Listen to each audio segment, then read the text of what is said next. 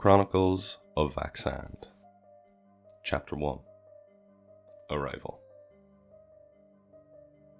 Waking up, hungry and a little thirsty, was nothing out of the ordinary for Cass. In fact, that was extremely normal. What was abnormal was that he hadn't woken up in his own bed, but on a damp forest floor. Startled, Cass jumped to his feet and hurriedly swept his head left and right. Surveying his surroundings, he found himself deep in a forest, thick with trees flanking him on all sides. Light strained through the overhead canopy and dimly lit the area in which he found himself. The trees Cass didn't recognize, but he wouldn't have known an oak tree from a pine, so he quickly disregarded the strange trees. Looking down at himself, he found he was still in his pajamas, an old t-shirt with a logo faded to obscurity, stained with numerous holes dotting it and partnered with a blue pair of checkered trousers. His feet were bare and sank a little into the damp forest floor, which sent cold shivers up Cass's spine. I have to be dreaming, Cass muttered to himself as he pinched some skin on his arm. With a quick shock of pain, he realized he wasn't. Real panic began to set in. Cass began to move in circles to try and gain a better view through the army of unknown trees. But alas, it was to no avail. Slumping down against one of the huge trees that now felt like jailers to him, he thought back over what could have brought him here. The last thing Cass remembered was his usual routine of gaming, smoking, and eating copious amounts of junk food before retiring to his bed just as the sun rose. Inhaling deeply, Cass took stock of his situation and decided on a direction, and he would see where it took him. With trepidation, he stepped forward and moved into the tree line. Chapter 2. Pursuit. Branches whipped Cass as he propelled himself through the close confines of the forest. His pursuer, to Cass's horror, was a spider-like creature. Moments before, Cass had been walking for over an hour when he spotted something ahead. Stopping dead in his tracks, he stared mouth agape at the scene before him. The thing in front of him resembled a spider, but on a much larger scale. Its exoskeleton looked jet black, and there was a sheen to it. Moving behind a tree for cover, Cass watched as the spider searched its immediate area, the creature lifting its fangs into the air every few steps. As the spider turned, Cass caught sight of its head. The black sheen of its body gave way to a bone-white skull dotted with black spots. With morbid curiosity taking over, Cass realized he'd leant further out of his hiding spot, and the black dots were in fact the eyes of the creature. With a screech and its fangs lifted in challenge, the spider shot towards Cass. "Oh shit," blurted Cass as he turned, and without picking a direction, he took off, sprinting faster than he ever had before. Even though he was running for his life, there was a small part of Cass that noted how fast he was moving. The trees and their branches whipped past him, leaving small gashes and cuts on his face and arms. Glancing quickly back on his pursuer, he saw the spider was close on his heels, and as fast as Cass was moving, the creature was quicker. Realizing that running was never really an option, Cass spotted a small clearing ahead of him, and deciding he'd rather die face to face with the creature than have it attack his back, he pushed for a little more speed and slid into the clearing, turning in time as the spider broke through the tree line. As the spider came through the clearing, it paused when it spotted Cass now facing it. Having spied a few rocks on his impromptu slide, Cass bent and picked up the heaviest he could, all whilst keeping an eye on the large spider. With its forelimbs lifted in a sign of aggression, the spider moved forward slowly, gauging Cass. Shaking and sweating, Cass lifted the rock in one hand and prepared to die, but he would die fighting. The spider lunged with its fangs extended and its hairy, spindly legs raking at the air. Moving swiftly, but not swift enough, Cass managed to direct the spider's bite away from his chest and onto his upper thigh. As the fangs sunk deep into his leg, Cass yelled from the sting of the bite and also the river of fire that seemingly came with it. Pain lanced up and down his leg, Cass realizing the spider must be poisonous. Feeling his strength wane, he knew if he wanted to go down fighting, now was his moment. Lifting the rock high in the air, he brought it down savagely, hearing the chitin of the spider crack. Cass continued his assault, only stopping when the spider creature was a twitching mass of meat on the ground. Breathing heavily, Cass felt himself slipping into unconsciousness, only to hear an audible ping in his head. What now?" panted Cass. Level 1 reached. Map unlocked. Inventory unlocked. Looting unlocked. Magic unlocked. Health and mana restored. Stat increase +3.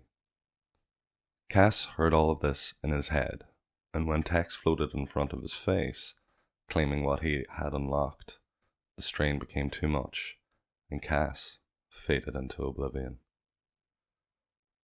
Chapter 3. Windows of Progress.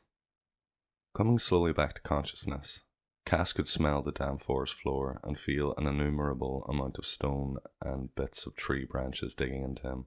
Finding himself face down, he slowly raised himself and looked over to the remains of the spider's body, the fluid the creature had for blood steaming in the air. Sitting up slowly, Cass expected to be met with searing pain from the bite the spider had inflicted on him, but where he was bit, only fresh pinkish skin was visible. Breathing a sigh of relief, Cass pondered over the text that floated in his vision before he passed out. Speaking aloud and with confusion, "I have an inventory?" Cass mused, and as if by thought, a window appeared in his view. The window that appeared was a deep cerulean and had 8 slots that lay empty. Cass noticed that on top of the window, other tabs were available. Reaching out, he tapped the tab labeled Character, which switched to a window that had Cass's name at the top, his current level of 1, his stats, and his race. He paused when he saw his race. It identified him as a high human. "Now someone has got to be taking the piss," he nervously chuckled to himself. His stats were low and very much balanced. Strength, 8. Intelligence, 8. Dexterity, 8. Constitution, 8. Perception, 8. Whilst he looked over the stats, his eyes were brought to the highlighted number 3 on the window. Reaching out, he put a point into strength and happily noticed that he could retract the point before making it permanent. After having thought it over, he decided for the time being he put 1 point into his constitution and 2 points into dexterity. Doing this to Cass's mind would hopefully increase his survival chances. With that window dealt with, he moved on to the next. A tab labeled Magic opened up a window with multiple options for Cass to choose from. From what he could see, there were 6 types of magic: fire, water, earth, air, death, and life. The events with his arrival and the spider had happened relatively close to each other, and Cass hadn't spent a night in the forest yet, so in that thinking, he chose fire magic, thinking it would be the most useful in his current situation. He wasn't hungry yet, but when it came to it, he would have a source of fire to cook with. Chapter 4. Fire Magic. After some experimentation, Cass found he could summon a ball of flame at will into his hand. He could feel the heat from the ball of flame, but by choosing the use of flame magic, he also gained a small resistance to fire, easing the heat to a bearable level. Although, Cass still needed to be careful. Earlier whilst experimenting, he had willed the flame in his hand into the shape of a dagger, and on seizing the hilt of the flame-wrought weapon, it only took a few seconds before his skin began to sizzle and burn. He remarked that on losing his concentration on the flame, it disappeared instantly. When he had chosen the fire magic option, the basic knowledge of his new skills came with them. He would have access to the higher forms of flame magic once his level and mana increased. Cass's mana being displayed by a blue bar below a red bar, denoting his health in the bottom left of his vision. Along with flame manipulation and resistance, he would eventually be able to summon a defensive cloak of flames, wreathe his weapons in flame, produce a flamethrower from the palm of his hand, and much more. Cass instinctively knew he could surpass the limit of his level briefly to use higher forms of magic, but at a great risk to himself also. After getting to grips with the basics of his flame manipulation, Cass gathered up enough resources to get a fire going. Laying rocks in a circle, putting his kindling and wood in the center of the structure, Cass held his hand out and with the thought, the fire roared to life, drawing a shout of exclamation from Cass as he fist-pumped the air. "Okay, this isn't so bad," sighed Cass, talking to himself. "Surviving the night, that's next." With his flames, he had a source of light, but that he knew was also a double-edged sword.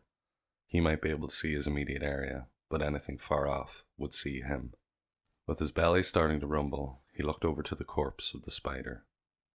Cass didn't want to, but starving would get him nowhere, so he decided to try out his loot system.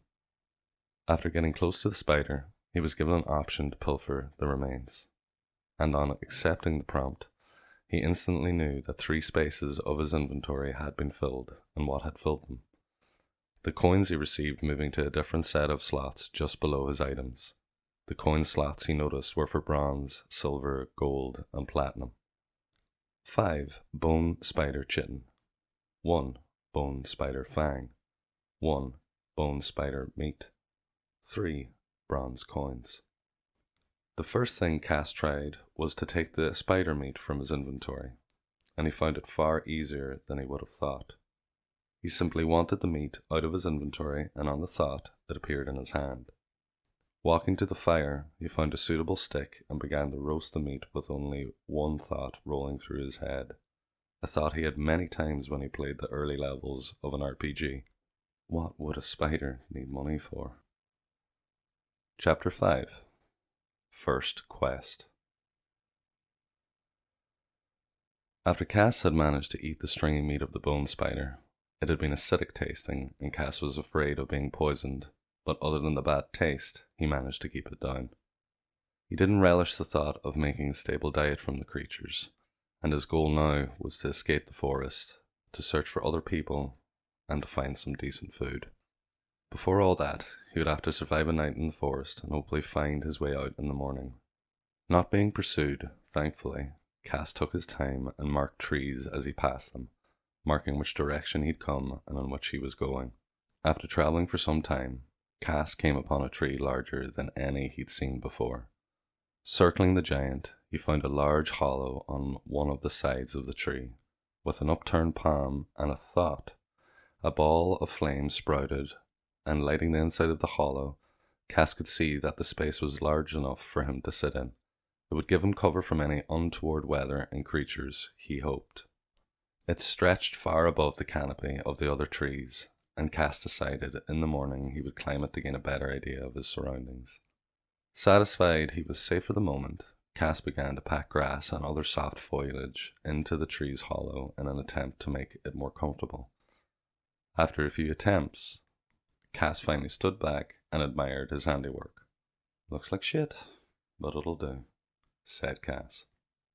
Under the canopy of trees, darkness was settling in like a blanket of snow, and with trepidation, Cass stared at the tree line. In the dusk and silence of the forest, the ping Cass received nearly made him jump out of his skin. New quest. Survive ambush. Bone spider, 0 of 4. Reward. Crafting recipe. 20 bronze coins. Upon reading the first part of the quest description, Cass quickly closed the quest window and scanned the surroundings. "Maybe they're still on their way," whispered Cass. Seconds stretched to minutes as he waited in the gloom, feeling he was only leaving himself at a disadvantage. He cast a low-level fire magic that, when used, could light an object with an ethereal flame, shedding bright light in a large area. Cast a spell on a section of the large tree behind him, lighting the area in front. Doing so, he saw no sign of danger. The forest floor seemed quiet. The snap of a branch overhead highlighted Cass's mistake.